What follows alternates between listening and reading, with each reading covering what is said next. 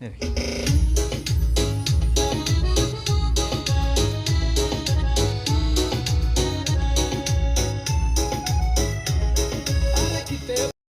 नमस्कार दोस्तों, कैसे हैं आप सब। आप सभी का स्वागत है हमारे YouTube चैनल पर। और आज की कहानी है बुढ़ापे में इश्क लड़ाते समय चाचा जी की बीमारी कहाँ जाती है। आशा करता हूँ आप सभी खुश होंगे।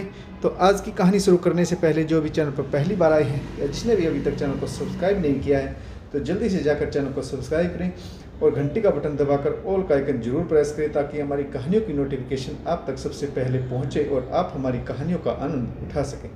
तो दोस्तों, अगर आपको हमारी कहानियाँ अच्छी लगती हैं तो अपने दोस्तों को शेयर करें ताकि वो भी हमारी कहानियों का आनंद उठा सकें। तो आप सभी से उम्मीद करता हूं कि आप ज़्यादा से ज़्यादा कमेंट्स करें ताकि हमारा भी हौसला बढ़ता रहे और हम आपके लिए नई नई कहानियाँ लेकर आते रहें। तो चलिए शुरू करते हैं आज की एक और बेहतरीन कहानी। रोज़ की तरह नहा धोकर सरला जी बगीचे में पहुंची तो वहां से उनकी नज़र पड़ोसी के बगीचे पर पड़ी। वहां कोई वृद्ध व्यक्ति बड़े ध्यान से काम कर रहा था। सरला जी मन ही मन बुदबुदाई, शायद इन्हें माली मिल गया है। फिर उन्होंने सोचा, इतनी सुबह सुबह माली काम पर कैसे आ गया। फिर वह सोचने लगी कि शायद इनका कोई रिश्तेदार होगा। सरला जी ने तुलसी को पानी दिया और वह अंदर आ गई। फिर उन्होंने चाय पी। सरला जी अपनी बेटी और दामाद के साथ रहती है।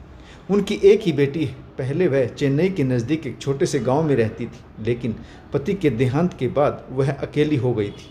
इसीलिए दामाद जी मनुहार करके उन्हें अपने साथ ले आए। गांव में एक छोटा सा मकान है। दामाद जी तो चाहते थे कि मकान को बेच दें, लेकिन सरला जी नहीं मानी। उन्होंने मकान किराए पर चढ़ा दिया। खर्चा चलाने के लिए गांव का किराया, पति का बैंक बैलेंस और बीमे की रकम थी जो बैंक में जमा थी। वैसे बेटी के घर में किसी चीज़ की कोई कमी नहीं थी। सरला जी बहुत आराम से रहती थी। सरला जी को बेटी के घर का रहन सहन कुछ दिन रास नहीं आया। सरला जी कभी काम वाली बाई के काम में मीन मेख निकालती, कभी बच्चों को डांटती। बच्चे सरला जी को ओल्ड फैशन नानी कहकर पुकारते, लेकिन धीरे धीरे उन्होंने शहर की दौड़ती जिंदगी के साथ सामंजस्य बिठा लिया। दामाद जी नेवी में इंजीनियर हैं, महंगी सोसाइटी में रहते हैं। एक दिन अम्मा जी काम वाली पर बरस पड़ी कि तुम काम ढंग से नहीं करती। तो सरला जी की बेटी रूबी ने कहा, माँ, यहाँ पर नौकर इतनी जल्दी नहीं मिलते। तुम्हारे समय की बात और थी, तुम्हें सिर्फ चूल्हा चौका और घर का ही काम था। हमारे पास बहुत सारे काम और भी होते हैं, जैसे बच्चों को पढ़ाना, सिनेमा जाना, किट्टी पार्टी, सिलाई बुनाई, सामाजिक जीवन और लेडीज़ क्लब। मुझे इन सब कामों के लिए भी समय निकालना पड़ता है।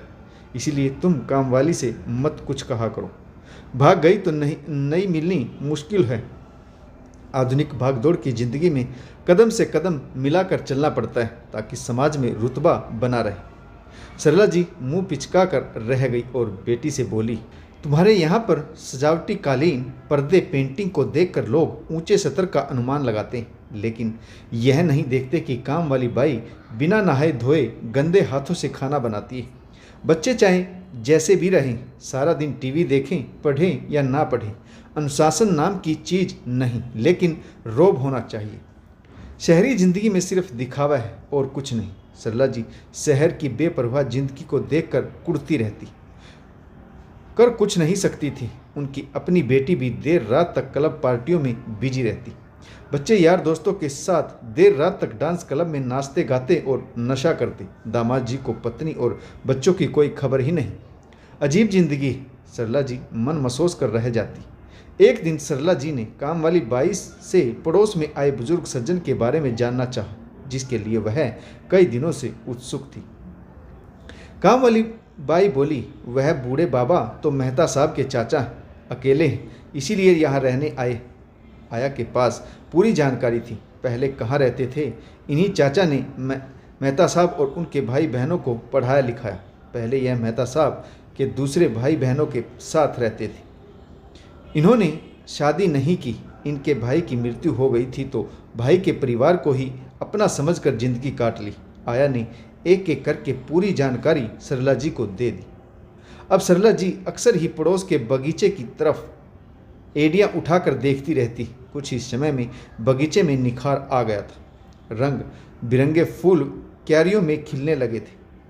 उनकी देखा देखी सरला जी भी थोड़ा बहुत अपना बगीचा संवारने लगी। एक दिन अचानक ही उनके कानों में आवाज़ आई, लगता है आपको भी बागवानी का शौक है।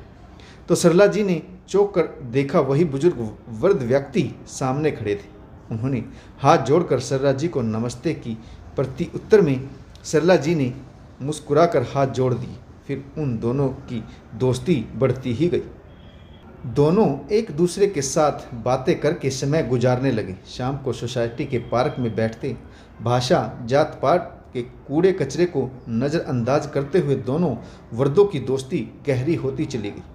अब वे घंटों घंटों बगीचे में खड़े होकर बातें करते रहते। शाम को दोनों सब्जी लाने बड़े उत्साह से जाते। सरला जी का चिड़चिड़ापन धीरे धीरे कम होता जा रहा था। मेहता के चाचा जी भी मुस्कान भरी नज़रों से सरला जी को देखते। एक दिन आया ने बताया कि मेहता जी के घर में वृद्ध चाचा जी को लेकर झगड़ा हो रहा। बात वृद्ध के खर्चे को लेकर है। मेहता जी की पत्नी कह रही है कि एक आदमी के आने से उनके महीने का बजट बिगड़ गया। मेहता जी अक्सर ही अपनी पत्नी को समझाते कि चाचा जी के पास और कोई सहारा नहीं है, लेकिन पत्नी जिद पर अड़ी है कि चाचा जी उनके दूसरे भाई बहनों के साथ जाकर क्यों नहीं रहते, या फिर उन्हें वृद्ध आश्रम में भेज दो। मेहता जी पत्नी पर बरस पड़े, तुम्हारी जबान इतनी कैसे चल गई है? उन्होंने हमारे लिए अपना घर नहीं बसाया और आज तुम कहती हो कि इन्हें मैं वृद्ध आश्रम में छोड़ दूं। मेहता पत्नी पर चीख रहे थे, परंतु पत्नी लगातार चिल्ला रही थी, मुझसे यह झंझट नहीं होगा।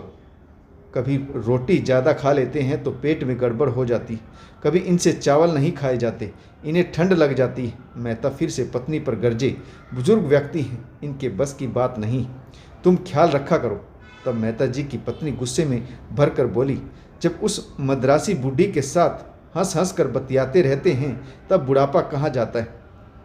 यह बात सरला जी की बेटी दामाद तक भी पहुंची। एक दिन बेटी ने झिझकते हुए सरला जी से कहा, अम्मा, पड़ोस के वर्द से इतनी दोस्ती इस उम्र में ठीक नहीं लगती, लोग बाग मजाक उड़ाते हैं। तो सरला जी गुस्से में बेटी पर बिफर पड़ी, तुम्हारे लोग बाग बढ़िया हैं, सूखते पेड़ को एक लोटा पानी नहीं दे सकते, लेकिन अगर कोई दूसरा पानी दे तो वह भी देख नहीं सकते। क्या हम बुजुर्ग लोगों को किसी से बात करने की ज़रूरत महसूस नहीं होती? तुम्हारी सोसाइटी की औरतें गैर मर्दों के साथ खुले आम कमर मटका कर नाचती हैं, अविवाहित लड़के लड़कियां डेटिंग करते हैं, लेकिन दो बूढ़े आपस में बात करें, सुख दुख की बतिया लें, यह हजम नहीं होता। मेहता जी के घर में रोज़ का झगड़ा बढ़ रहा था। झगड़े की आवाज़ें सरला जी की बेटी के घर तक भी आती थी। लड़ाई जब बाहर आंगन में होती तो साफ साफ सुनाई देता था। एक दिन बुजुर्ग चाचा ने कहा, बेटा, मैं सोच रहा हूँ कि बाकी की ज़िंदगी मैं आश्रम में जाकर बिता लूँ। तुम सभी भाई थोड़ा थोड़ा पैसा भेजते रहोगे तो मेरा भी खर्च पूरा हो जाएगा। बेवजह मुझे तुम पर बोझ बनना पड़ रहा है। मेहता जी ने चाचा जी के पांव पकड़ लिए और वह बोले, हमें शर्मिंदा ना करें चाचा जी, आपकी बहू तो मूर्ख है, मैं उसे समझा दूंगा, आइंदा वह आपसे इस तरह से बात नहीं करेगी। चाचा जी बोले, मैं मूर्ख हूँ बेटा, स्वावलंबी नहीं हूँ, सरकारी नौकरी नहीं है, पेंशन भी नहीं मिलती, फिर भी मुझे सोचना चाहिए था, थोड़ा थोड़ा पैसा बचा कर रखता तो मेरे बुढ़ापे में काम आ जाता, परंतु आज मैं खाली हाथ हूँ। गलती तुम्हारी नहीं। पड़ोस के वृद्ध के बारे में जब सरला जी को पता चला कि वह वृद्धा आश्रम जा रहे हैं तो सरला जी ने उनसे कहा, तुम मेरे साथ चलो, गांव में छोटा सा घर है, हम साथ रहेंगे। मैं जानती हूँ कि भाषा में दिक्कत आएगी, लेकिन मैं तुम्हारे साथ हूँ। मैं भी नितांत अकेली हूँ। बेटी दामाद मुझे शहर ले आए तो 2 वक्त की बढ़िया रोटी भी खिलाते हैं, लेकिन सब अपनी ज़िंदगी में मस्त हैं। बुजुर्ग व्यक्ति आवक देखते रह गए। फिर बोले, लोग क्या कहेंगे, इस उम्र में दोस्ती, लोग मजाक उड़ाएंगे। सरला जी ने कहा, हम शादी कर लेंगे। सच में मैं भी इस भरी दुनिया में तन्हाई से तंग आ गई। उस छोटे से गांव में शांति से रहना चाहती हूँ। तुम भी चलो, बाकी के दिन एक दूसरे के साथ काटेंगे। चाचा जी बोले, नहीं नहीं, लोग क्या कहेंगे, बुढ़ापे में शादी। सरला जी हंस पड़ी और बोली, अब हमें कौन सा अपने बच्चों के रिश्ते तय करने जाना है, सब कुछ निपट चुका है। बच्चे अपनी गृहस्थी में रम गए हैं, किसी को हमारी फिक्र नहीं है। लोगों का क्या है, लोगों को तो हमेशा कुछ न कुछ कहना ही होता है। फिर एक दिन दरवाजे के सामने टैक्सी आकर रुकी। उसमें से फूलों का हार पहने चाचा जी और सरला जी उतरे। दोनों ने शादी कर ली थी। उसी टैक्सी में अपना अपना सामान लदवा कर सरला जी और चाचा जी गांव चले गए। इसके बाद सोसाइटी में बूढ़ी घोड़ी लाल लगाम के नारे लतीफ़े के साथ गूंजते रहे। मेहता साहब और सरला की बेटी के परिवार के लिए घर से बाहर निकलना मुश्किल हो गया। कई दिनों तक मुंह छिपाए घर में ही बैठे रहे। दोनों परिवारों ने बुढ़ा बुढ़ी को इतनी गालियां दी जितनी बाहर वालों ने भी नहीं दी होगी, लेकिन उन बूढ़ों के कान कौन सा यहाँ गालियां सुन रहे थे।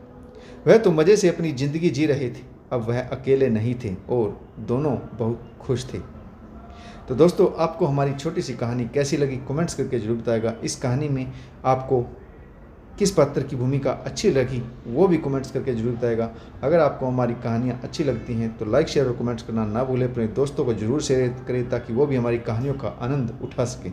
तो दोस्तों, कहानी पढ़ने के लिए आप सभी का बहुत बहुत धन्यवाद। जय हिंद, वंदे मातरम, भारत माता की जय। जय जवान और जय किसान।